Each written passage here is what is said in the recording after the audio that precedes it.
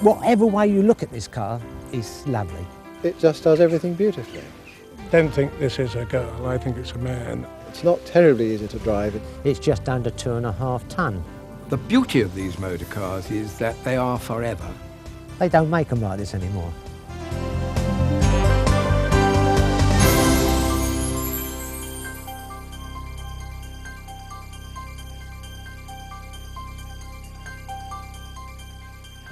Frederick Henry Royce was born in 1863, the son of a miller who fell on hard times. At 10, the boy started work as a newspaper seller. After a variety of jobs in mechanical and electrical engineering, he formed F.H. Royce and Company in 1884. And gradually the business progressed, and by the turn of the century, they were prospering. And so he looked into the burgeoning world of motor manufacture. He made 3 little 2-cylinder Royce cars. They had the name Royce on it, and they had flat radiators.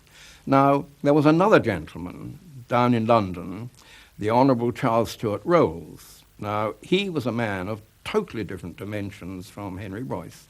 He was a young aristocrat, Eton, Cambridge, and he was looking for motor cars to sell which were made in Britain. He was very anxious to have a motor car, and preferably one which had his name on it. The aristocrat and the burgeoning, the working man, they just immediately had a sympathetic approach to each other. And it was agreed that Henry would make them and Charlie would sell them. So Henry went so far as to build, would you believe, first of all, a 3-cylinder motor car, then a 4-cylinder car, which was tremendously successful. And this was followed by a 30-horsepower 6-cylinder car. But it was subject to a certain amount of crankshaft vibration, and Henry was not satisfied. So in 1906, he devoted himself entirely to the production of this remarkable motor car, the 4050 Rolls-Royce. To publicize the car, Claude Johnson, who became the company's first commercial director, had the body of the 13th car made of aluminium and the fittings silver-plated. Hence the name, the Silver Ghost. Well, I was a student and quite an enthusiast for cars.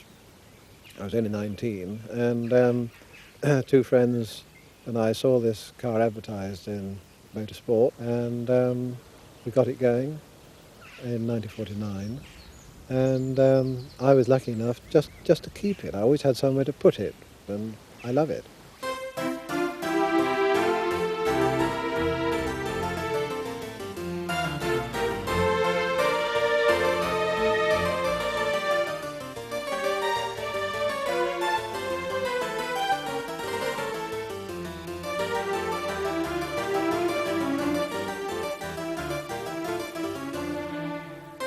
There's no petrol pump, so you have to get air pressure into the petrol tank to push petrol along the pipe to the carburettor. And this is done by, first of all, turning on a valve into the pump position, and then pumping up pressure, which can be, depending how full the tank is, up to about a dozen times by hand. And then you have to go round to the other side of the car, lift the bonnet, and there's no choke as such. The mixture wouldn't be rich enough to start. You put a coin under the low-speed jet. This is something that was never described in the instruction book, but all the old chauffeurs used to know this. And then, with that extra rich mixture set up on the carburettor, turn the engine over 8 times. 8 times, make sure that every cylinder is charged with mixture. And then back to the controls, probably taking the coin out at this stage, and switching the ignition on, fully retarded, and then with luck the engine will start. There's a special type of coil fitted on these early cars called a trembler coil, which provides a continuous stream of sparks. If the engine is in the firing position, it will kick itself off like a steam engine.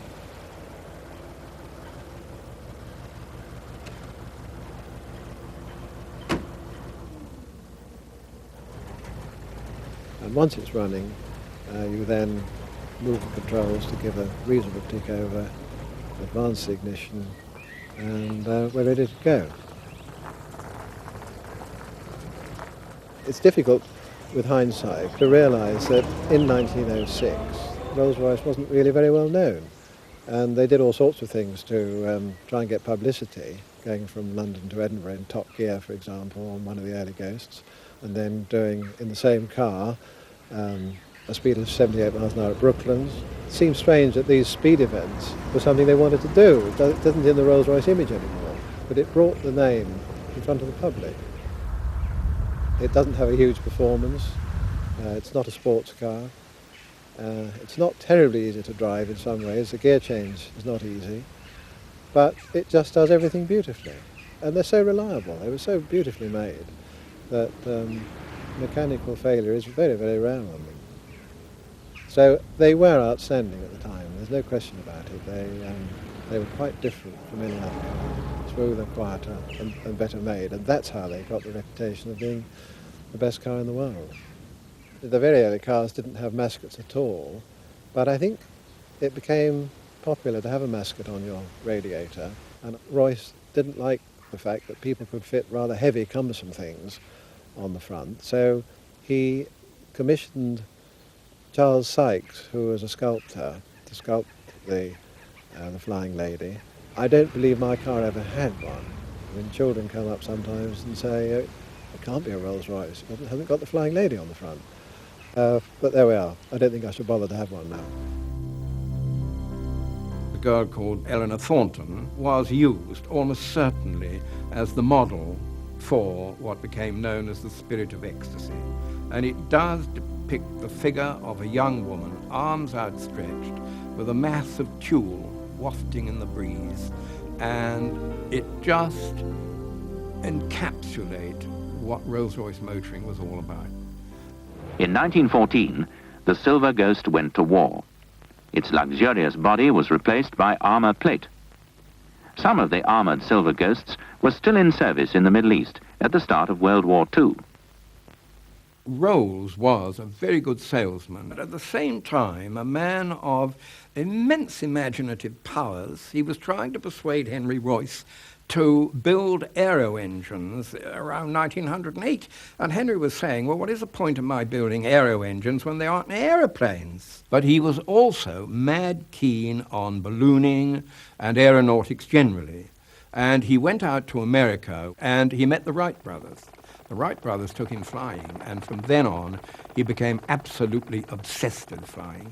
And his interest in Rolls-Royce motors waned steadily from that moment onwards. In a competition to see how close you could get to land on a white mark on the ground, the plane crashed, and he died, the first Englishman to be killed in an aircraft accident.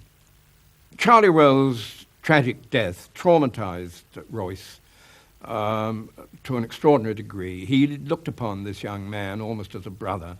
In 1924, Henry really decided that the end of the road had come for the Ghost. And so he produced what became known as the new Phantom, the Phantom One.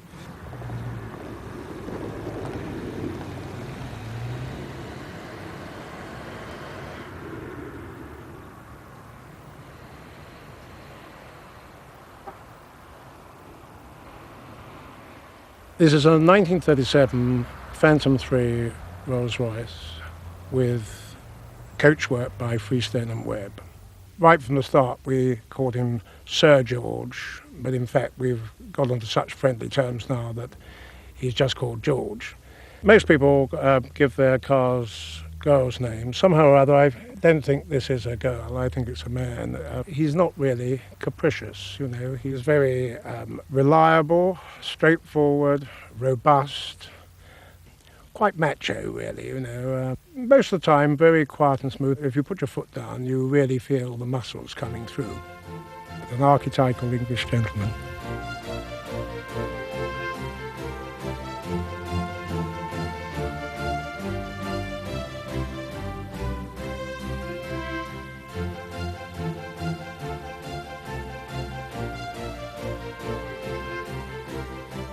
It's curious that after the Depression there was a an increase in demand of super luxury motor cars.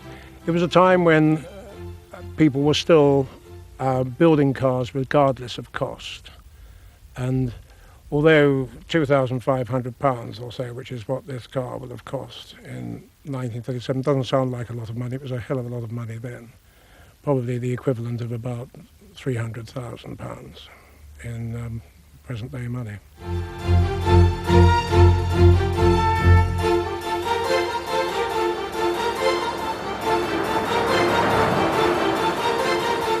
It's remarkably easy to drive in modern traffic, unlike a lot of pre-war cars. There's lots of power there. The car pulls away comfortably on level ground in third gear. It's almost like driving an automatic. The brakes are servo-assisted, and the steering, despite the weight of the car, which is 2.5 tons or thereabouts, because you've got a big wheel, it's remarkably light. When Henry Royce died at West Wittering in 1933, his life having been prolonged for many years by the faithful nurse Orbin, his design team, who'd been, of course, stationed with him at West Wittering for many years, reverted to Derby, to the main factory. The mantle of power then fell on Ernest Hythes. He was, of course, the man who had realized that the imposition of war was absolute and that he was going to produce vast quantities of this wonderful engine, the Merlin engine, which, of course, won the Battle of Britain and powered so many British and Allied fighter and bomber aircraft. The development testing of Rolls-Royce and Bentley cars is more rigorous and thorough than that of any other car manufacturer in the world. As in this example, where an engine is being subjected for night after night to 29 degrees of frost, in order to confirm that it will start with ease every morning.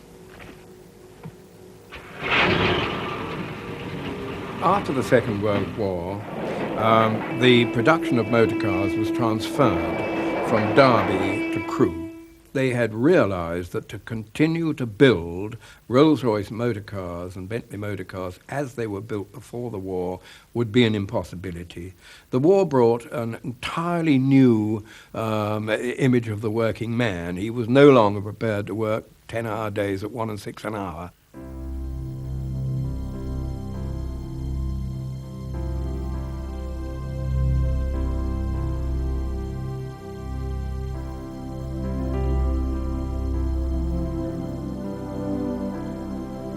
Royce, of course, himself was meticulous in his own records, and we have a copy of his records for the very first two-cylinder engine. Each car, when it was ordered, a card was made up of the customer's requirements, and we still have them all listed here. Practically every famous person in the world has had a Rolls-Royce, from people like Kipling and Frank Sinatra, Cassius Clay, many royals, crowned heads of Europe. Franco had several. The list is just endless. By keeping records of owners and every time the car changed hands, they could do a really personal service, not to be expected by a car manufacturer, but they really did look after their customers. And so that the owner shall not be inconvenienced, he's driven to his home in another car by one of the service station chauffeurs.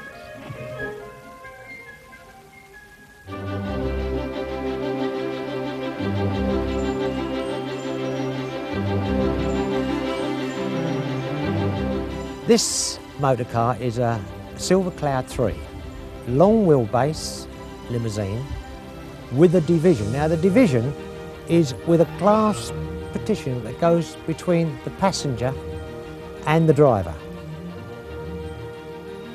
I first fell in love with the Rolls-Royce when a boy, and this was during the war. And I always said then that this is one of the cars that I shall love to own one of these days when I've got enough money. So I had to save and save and save.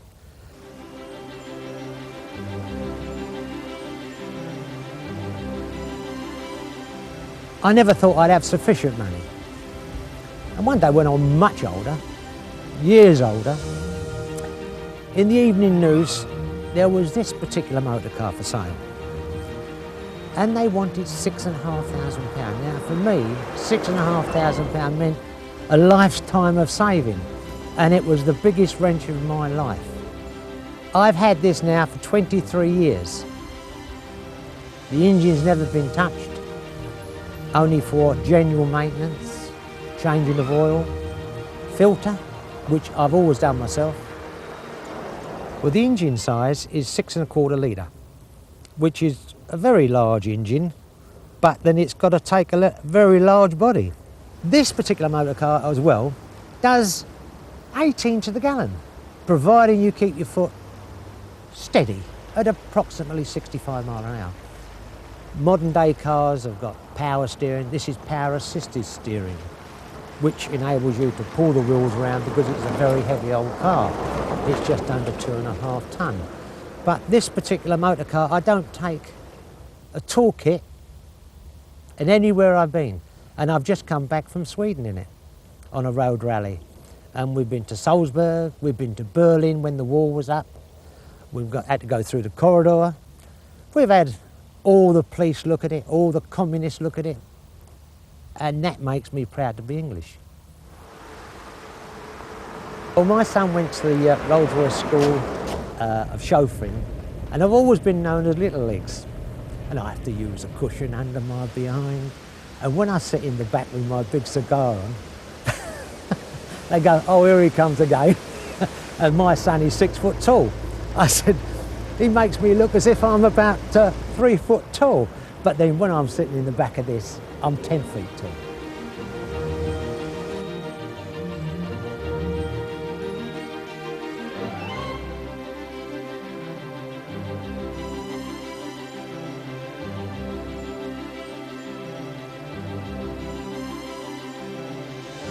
It's such a shame that they don't make them like this anymore. The Rolls-Royce of today is more like a square box. They've got no lovely lines like they used to have, because this is the last of the real Rolls-Royce, because it's got nice lines, it's round. Everything, whatever way you look at this car, is lovely. And I've only ever liked old things. That's why I told my wife I'll always keep her. Here, Rolls-Royce and Bentley cars are made with only one consideration: perfection. Here, the spirit of Sir Henry Royce is very much in evidence in the building of individual cars for individual people, with the accent on individual craftsmanship.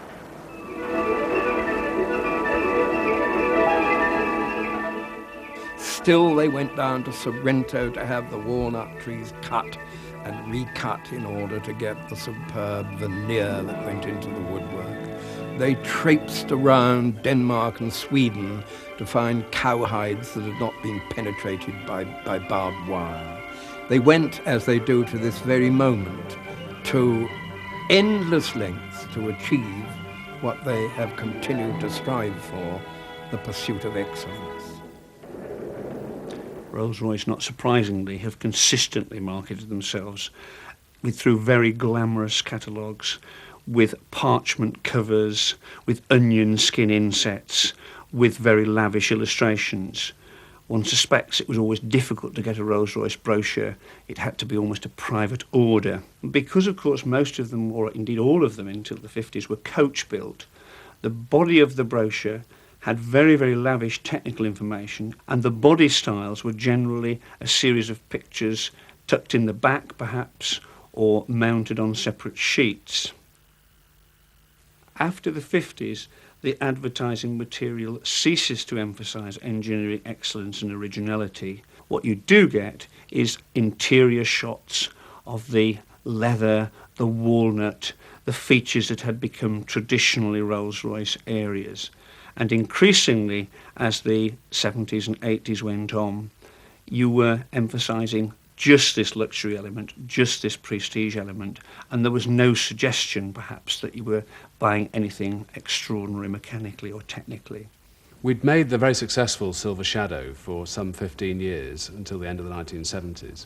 But the time had come then, following our evolutionary approach, to move on to a new shape. But it was, whilst it being a considerable change, it was not a dramatic change. It was very much following that evolutionary process. So the Silver Spirit series, of which the Silver Spur is the long wheelbase variant, evolved from the Silver Shadow series. I would imagine that the first sensations that anybody feels when they drive the car are more emotional ones. They think about its size and they think about its value. Once you've got used to that and put that out of your mind, it's actually a very easy car to drive, a very enjoyable car to drive. Most of the systems on it are fully automatic, so all you have to do is actually helm the thing, which is a very enjoyable experience, and especially when you're driving long distances, it's great to sit back and enjoy the calmness of the motoring. When people see this car, they want to have a look at it. They're interested to see who might be driving it. They admire the fact that it's a car that they know has cost a lot of money and a lot of people's time and effort to make. But so it's not unusual for somebody to say, well, after you at a road junction, or to make sure you get the best space in front of the hotel when you come to park. The people who buy Rolls-Royce and Bentley motor cars are by their nature individual. Obviously a common denominator amongst them is the wherewithal, the cash to buy the car in the first place. On average, they will own something like 4 or 5 other luxury cars in their portfolio. So they'll probably have, as well as their Rolls-Royce or their Bentley, they'll have either a Mercedes or a BMW. They'll probably have a 4-wheel drive, perhaps, for towing their boat or their horses. They'll probably have something small and exciting to scare the living daylights out of themselves on the occasional weekend drive in the country. So they'll have different cars for different purposes.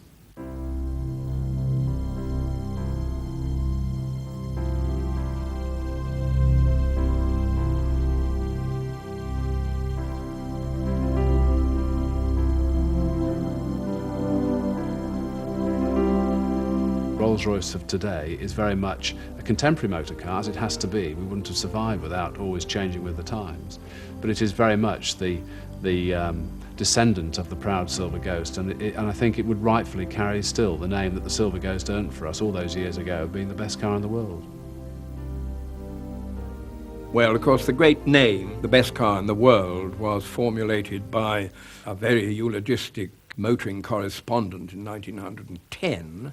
I think at the time it was undoubtedly justifiable, but it was a sobriquet which has caught the imagination of the world. You never hear anybody talking about my washing machine runs like a Mercedes-Benz. It's always my washing machine runs like a Rolls-Royce. It is the Rolls-Royce. In fact, there was a red lighthouse in Paris which had over the top the Rolls-Royce of pleasure. I may say Rolls-Royce rapidly had that removed, but what I'm saying is that the name has become in itself a measure of excellence.